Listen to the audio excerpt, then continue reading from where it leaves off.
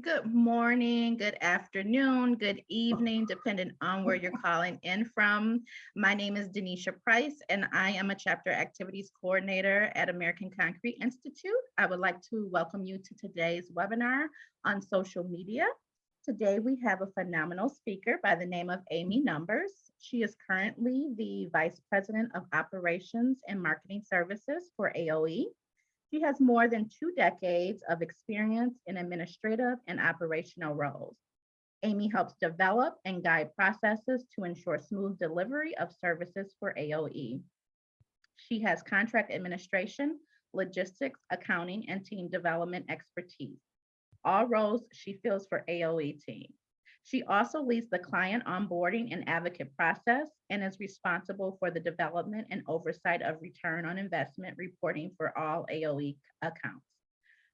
Please join me in welcoming our speaker, and now we'll begin today's webinar presentation. Well, thank you, Denisha. And I was just going to say good afternoon, but I think I will add the good morning and the good evening based on time zones.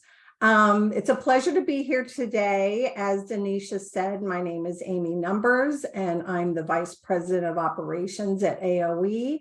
I'm thrilled that you guys asked me to be here today. And we are going to discuss how you can use social media to advance your chapter's messaging. So in today's webinar, I'll give you an overview of how social media can fit into your marketing efforts. I realize that I would imagine everyone has worked with social media in some capacity, either personally or professionally. But no matter where you are in that social media journey, if you will, our goal today is to update you and share strategies that you can implement. So let's first start with updating you on what ACI chapters along with AOE are currently doing to help your social media efforts. Excuse me. On a monthly basis, the team here at AOE drafts sample content for ACI chapters to use. That content is then added to the social media toolkit that's on the ACI website, and then a link for that is placed in the ACI chapter leadership news e-blast. And hopefully everyone is receiving that. And then as you scroll down the e-blast, you'll see a little section for toolkit. Click on that. And what you'll see is the content is in a Word document with suggested verbiage, a link to a resource, information about who should be tagged in the post, things like that. I'm sure you'll also want to supplement this content with what's happening in your specific chapter. But this is really good evergreen content that you can use. And even if you're super busy one week, and you don't have time for a unique post for your chapter, you can use this content. So now let's talk about why social media is important. As you can imagine, for one reason, it's not going away. Users just continue to grow, and social media allows you to be the ambassador of your organization's message. You can put out information that you want on your projects and things like that. I'd like to share just a real quick short story, if you will, social media success story. Our client, Seco Concrete Construction, when we first started working with them, they were not interested in social media at all. They wanted no part of it, but their staff actually came to the leaders and said, you know, we're looking for, we're recruiting all the time, and social media can be an effective recruiting tool. And once they realized that, they were all in. And since then, not only they've taken it a step further, and recently they realized that people were using TikTok again as a recruiting tool. And they're pretty new to using TikTok, but they again jumped right in and are pretty successful with it. So it's not something to be afraid of. So how do you decide which social media platform to focus on for your organization? Before you decide which platform you want to use, figure out what content you have. If you don't have, for instance, if you don't have access to a good steady stream of videos, maybe stay away, or photos, excuse me, maybe stay away from something like Instagram, which is a very visual heavy platform. You'll want to set yourself up for success by evaluating the tools that you do have. Also, a best practice is not to jump in all the platforms all at once. It's too overwhelming. You'll be, I think you'll find that it's too hard to coordinate everything. If you're very new to social media for your chapter, I would recommend ideally starting with 2, maybe 3 of the platforms. But then once you set up your systems and once you set up how you're updating social media and how you're writing content and things like that, then you can add platforms on top of that. But I would start small. And when you do start posting, it's important to know when the best times are for each platform. I've given some times here that recently, I think I got it from HubSpot on the best times that marketers say, and this is for Facebook. Also, I've included a few best practices like tagging people that you mention in posts and have some sort of call to action. You want your you want your follower or your reader to actually do something. Same information here for Twitter. Here's the best times to post. Tagging is also important for Twitter, as well as using hashtags. And we'll talk about hashtag best practices in a bit. And keeping your posts relatively short. If anybody knows Twitter, there is a character limit. Finally, here are some best times to post for LinkedIn. Also a few best practices, including engage with people that you see on LinkedIn by asking questions or commenting on a post.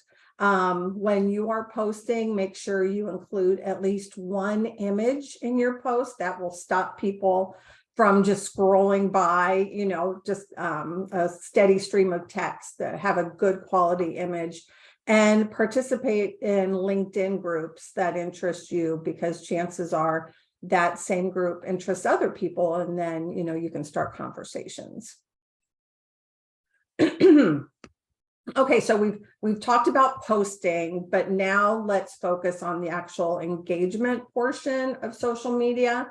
It's not just enough to pump content onto your social platforms.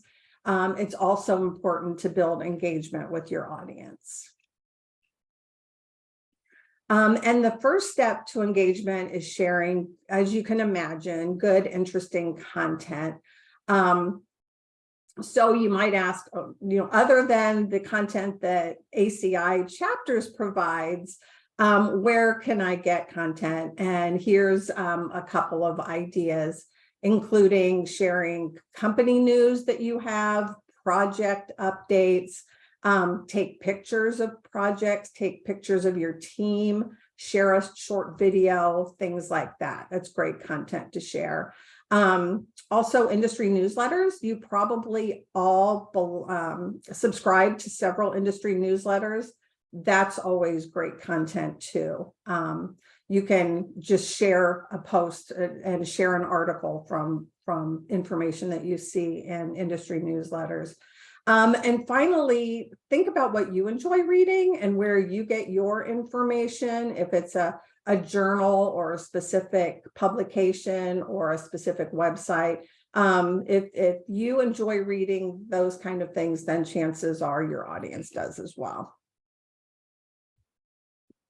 I've also included a list of do's and don'ts when writing content.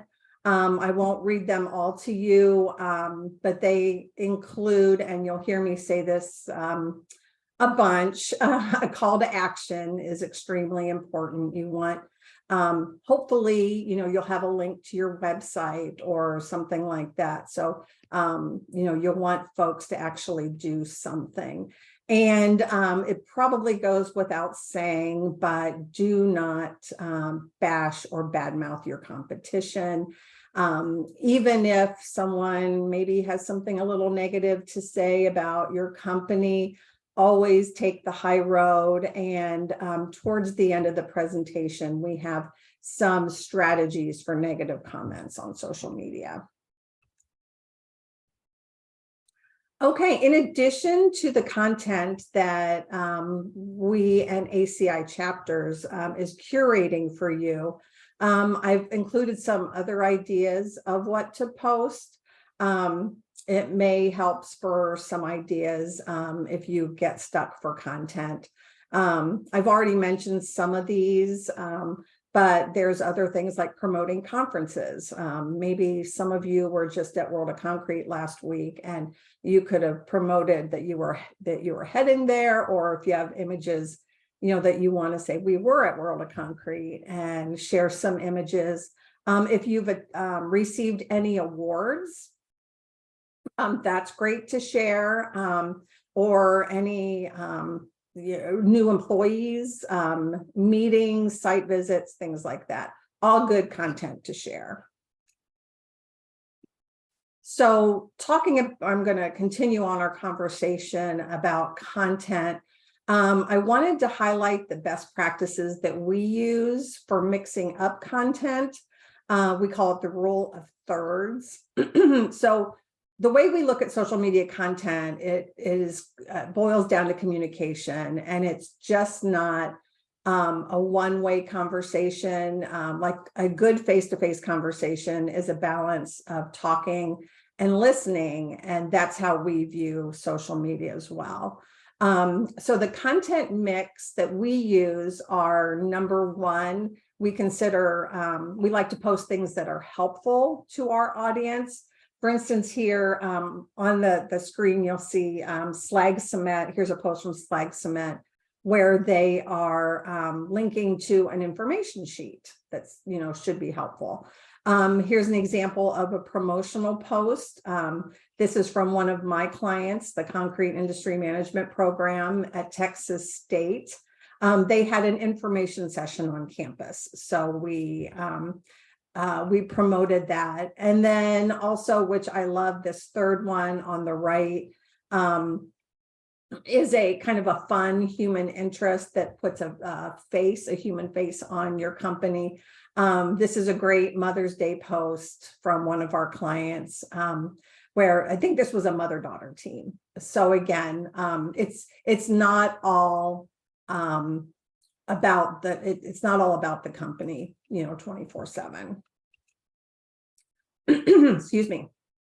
As I mentioned in the first few slides, AOE and ACI help develop sample social media content that you can use for your chapters.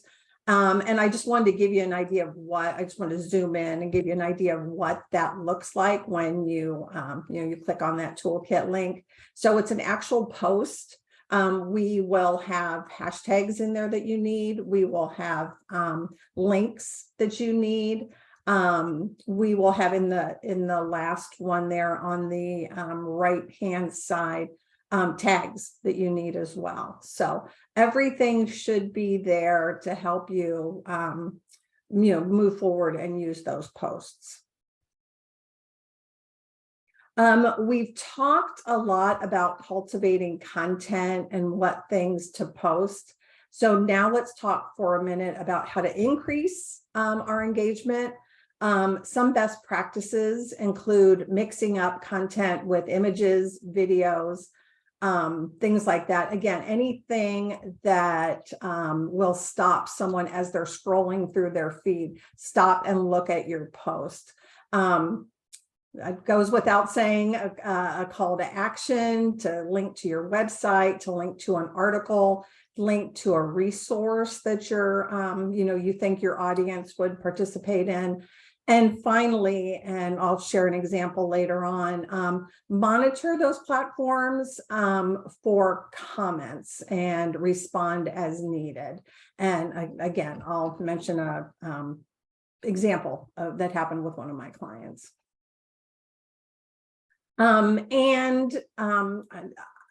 Let's talk for a moment about video. I know it's tough and we're all thinking that video needs to be professionally produced and hard to do, and it's really not. You'll see the numbers here. People are expecting to see video, and people almost prefer to get their information in video in a short format. The pandemic has overwhelmingly increased the amount of online video, and that's that trend, if you will, is not going away. So one thing I want to point out, like I mentioned, that video does not have to be long, does not have to be complicated, does not have to be professionally produced. Short form videos are gaining popularity, especially on social media platforms like TikTok. Unfortunately, our attention spans have not grown, they've gotten shorter. So just quick bites of information is what people are looking for. And also, it's okay to reuse posts and reuse content.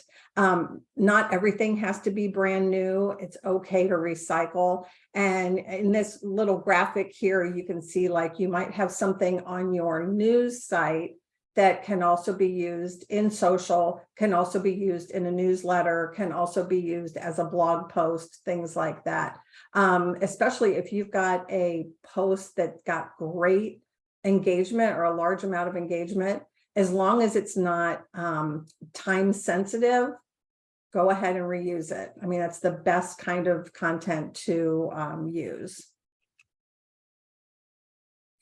And here's just a kind of a wrap up of some basic best practices, including using hashtags. I'm going to talk about those in a second. Good quality photos, tag organizations, because that will only help your reach. And hopefully if you tag them in a post, they'll end up tagging you in a post too. That's kind of what, what normally happens. If you have a link in one of your posts, use something, a link shortening website, like here we have bit.ly, or I think tinyurl is one. It just keeps your posts a lot cleaner without, a giant string of a URL. Excuse me, as I mentioned a second ago, hashtags are a great way to group content together.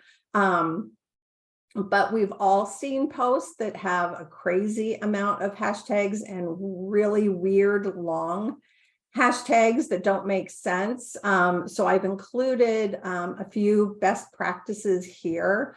One of the best practices is keep your hashtag short and sweet. You'll see the sample here. The first sample says this hashtag is super long and hard to read. It is. So a shorter hashtag is much better. Usually industry experts say between 1 and 4 hashtags per post, except for Instagram. I think Instagram, it's okay to use as many as you need. Do your research. Make sure, just throw the hashtag you're thinking about using, put that in a Google search just to make sure it hasn't been used for something inappropriate. I can't give any example right now, but I've definitely heard stories about that.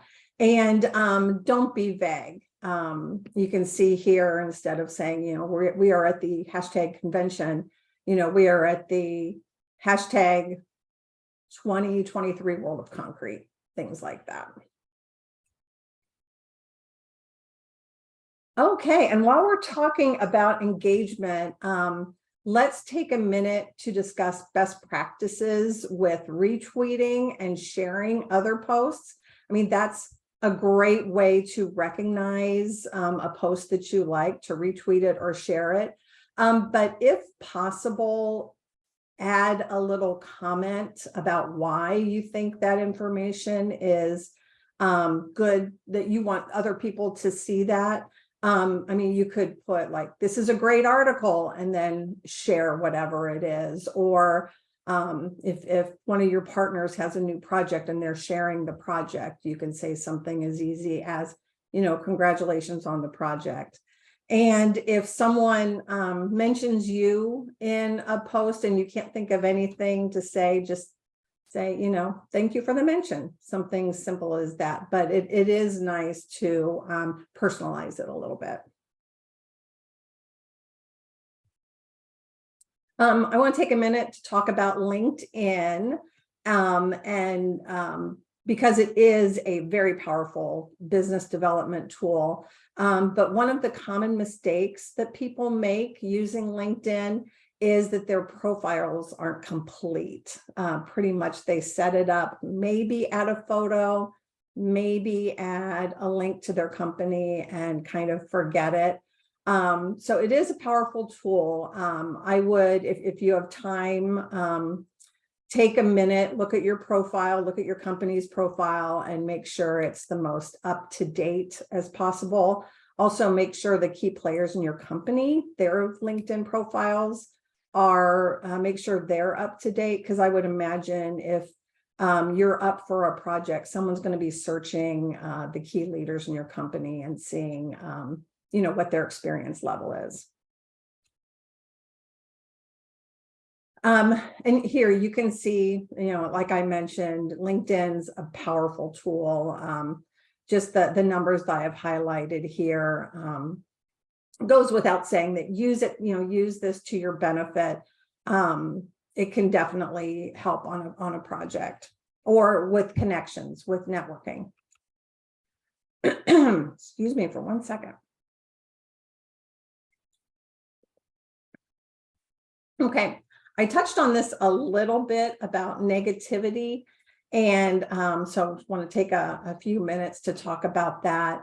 We've definitely heard people say, and that was like in the infancy of social media, if we start posting content, don't we open ourselves up for scrutiny, for negativity, for bashing, things like that. So our advice to you is the conversation is going to go on anyway. So it's better that you be on social media to help control the message. And we have a plan to handle negativity.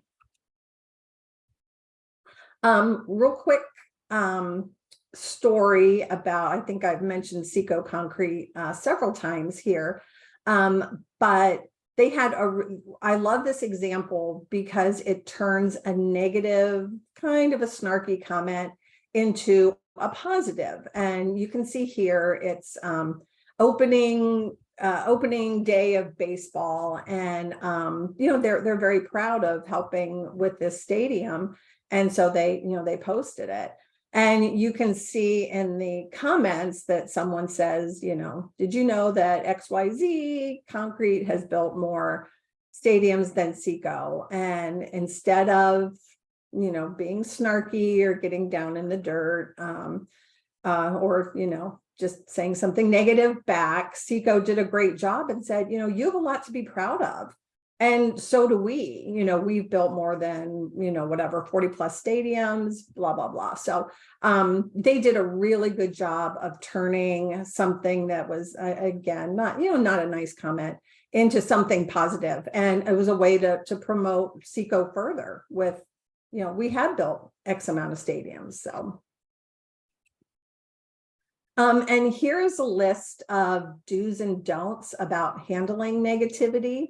I wanted to point out a few things here that include monitoring all your comments on your page. Maybe have someone that's responsible for doing that, just to see if there's anything that needs responded to quickly. Here is an example. This is one of my clients. We got a message from someone on their social page that said, hey, we just saw one of your trucks, your work trucks, just, blow through a school bus stop, and it's dangerous. And, they're all up in arms, as they should be. So we saw that immediately, and we talked to the client. We crafted a message from their safety manager and sent it right back to the person with this concern. And you can see here, she said, no one was hurt. I know you needed to be notified, and, thank you for taking care of it on your end. So again, turning a negative situation, if we hadn't handled it, because probably more comments would have continued, or this person probably would have gotten angry because nobody responded, but, turned it into a, thank you for handling it situation. And, that client, built good rapport with this person. Okay, I also want to talk for a minute about the importance of having an engagement policy, a policy for social media engagement on your website. So as you build your engagement, it's vitally important to have a policy or a set of rules about how you expect people to engage with one another on your platform. It's not a free-for-all. It lets folks know that you don't tolerate inappropriate behavior, foul language, bullying, false statements, things like that. Here is a sample of a social media policy that's on in the About Us section of their Facebook page, where they clearly define what the policy for engagement is. And if you don't have one, I recommend you get one for your Facebook page, and we can help you craft that if you'd like. We've done that for multiple clients. We've also put together this decision-making tree, because one of the biggest questions we get is, should we or shouldn't we respond on social media?